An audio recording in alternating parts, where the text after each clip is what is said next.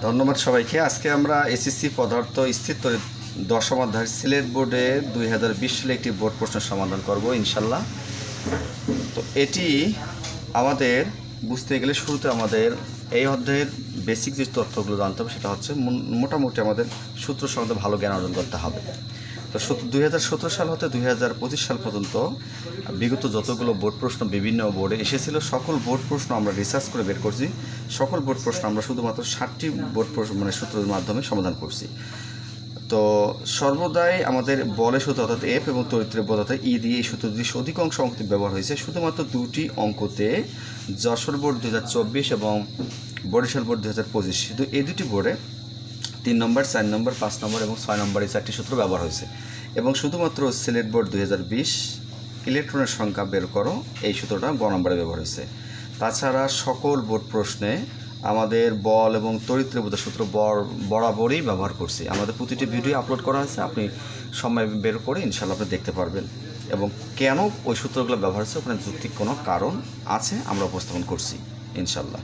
তো আমরা এখন বোর্ড প্রশ্নটি আমাদের বোঝার জন্য আমি আপনাকে আবারও উপস্থাপন করতেছি। দুই দিকে দুটি গোলক আছে। প্রথম গোলকের ব্যাসার্ধ দেওয়া আছে 3 সেন্টিমিটার, দ্বিতীয় গোলকের ব্যাসার্ধ দেওয়া আছে 4 সেন্টিমিটার। এই দুটি গোলকের মধ্যবর্তী দূরত্ব দেওয়া আছে 4 মিটার এবং এই গোলকের চার্জ দেওয়া আছে -10 এবং এই দ্বিতীয় গোলকের চার্জ দেওয়া আছে +31।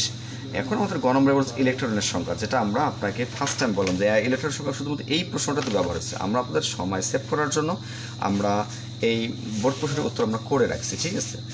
তাহলে আমাদের ইলেকট্রনের সংখ্যা বের করার জন্য আমাদের শুধুমাত্র একটি সূত্র, এন সমান কিউ ভাগ ই। কিউতে হচ্ছে চার্জ এবং ইতে হচ্ছে ইলেকট্রন, ঠিক আছে? তখন আমার এখানে বলা আছে এ বস্তুর ইলেকট্রন অর্থাৎ এ গোলকটার চার্জ দেওয়া ছিল -10, ঠিক আছে? যেখানে আমরা -10 উল্লেখ করছি। আর আমাদের এই যেখানে ইতে হচ্ছে ইলেকট্রন, এই ইলেকট্রনের পরিমাণটা আমাদের এখানে কোনো একটা কম্পিউটার মিস্টেক্স আছে, এখানে ইলেকট্রনের পরিমাণটা আমাদের এই চিত্রের মধ্যে উল্লেখ করা ছিল, যা আমাদের গাণিতিক সমাধানের সময় আমরা ইলেকট্রনের পরিমাণটা এখানে উল্লেখ করছি। ইর মানটা উদ্দীপকে ছিল, আমাদের কম্পিউটার মিস্টেক্স থাকার কারণে ওর উল্লেখ করা হয়নি। এই মানটা এখানে ব্যবহার করার পরে এটা আপনি এই মাইনাস কাটা ক্যালকুলেটার করলে এই মানটা আসবে। এটাই হচ্ছে আমাদের ইলেকট্রনের সংখ্যা এবং এনের কোনো আমাদের এখানে একক হবে না। এরপর আমরা ঘ নম্বর প্রশ্নটা অত্যন্ত গুরুত্বপূর্ণ। এখানে বলছে দুটি গোলক অর্থাৎ এ ও বি গোলকদ্বয়, এই দুটি গোলকদ্বয় স্পর্শ করিয়ে মানে দুটি গোলক এইভাবে আমরা লাগাবো। এটাকে বলা হচ্ছে স্পর্শ করিয়ে যথাস্থানে রেখে দিলে, অর্থাৎ এই দুইটি গোলক এইভাবে ছিল যে স্পর্শ করাইলাম, যথাস্থানে মানে আগের স্থানে যেভাবে ছিল ওইভাবে আমরা রেখে দিলে এদের মধ্যকার বলের পরিবর্তন করবে। বল বলতে এফ এর সূত্র অর্থাৎ এফ দিয়ে সূত্র আমরা বরাবরে লিখি যে কে অর্থাৎ কুলম্ব Q1 Q2 ভাগ এই যে ডি রোজগার। বল পরিবর্তন বলতে অর্থাৎ বিয়োগ অর্থাৎ বলের সূত্র দুইবার। কীভাবে?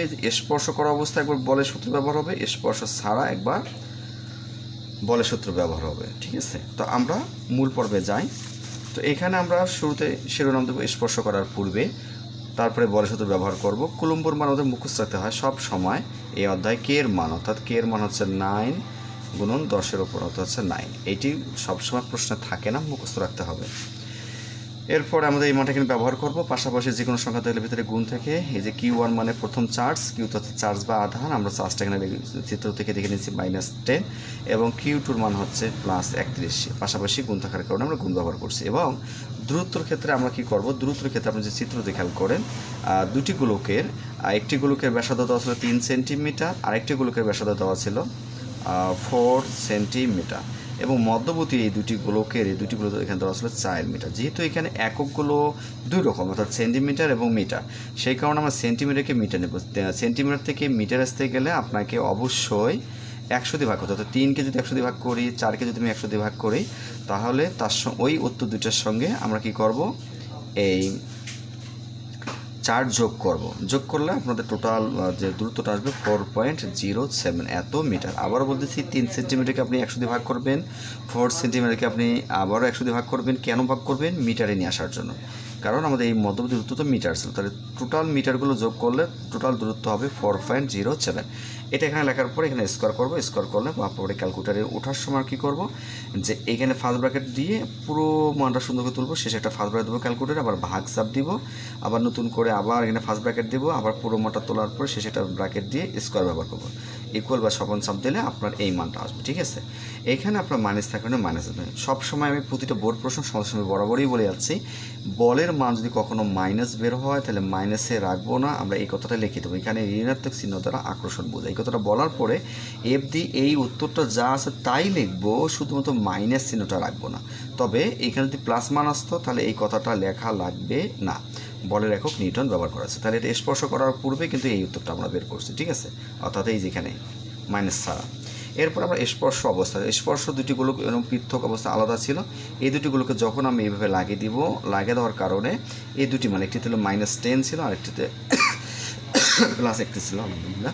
তো এই একত্র অবস্থায় আমরা কী করবো, যে বড় মানটা থেকে ছোটো মানটা বিয়োগ হয়ে যাবে। অর্থাৎ 31 থেকে যদি আমরা -10টা বাদ দিই তাহলে অবশিষ্ট মান থাকবে এখানে +21। কেন প্লাস? বড় সংখ্যার মান এখানে প্লাস থাকার কারণে এখানে এই মানটা এখানে ব্যবহার গোপনে আছে। তো এই 21টা এইগুলোকে তো ঢুকবে, এইগুলো তো দুটি দিয়ে ভাগ হয়ে যাবে। ভাগ হয়ে যখন ঢুকবে তখন একটিগুলোকে হলো 10.5, আরেকটিগুলোকে হচ্ছে 10.5, ঠিক আছে। সমান সমানভাবে বন্টন হবে। এরপর আমরা স্পর্শ আবার বলের সূত্র ব্যবহার করব। এখানে আমরা কিউ দেশ প্রাইম চিহ্ন দিচ্ছি কেন, অর্থাৎ পূরক চিহ্ন দিচ্ছি এই কারণে, যেহেতু এখানে পূর্বে কিউ আমরা ব্যবহার করছি, সেই কারণে আমরা ভিন্ন কোনো একটা আকৃতি দিব, অর্থাৎ থ্রিও দিতে পারেন আপনারা, দিয়ে আমরা এই বলের সূত্র আবার লিখছি।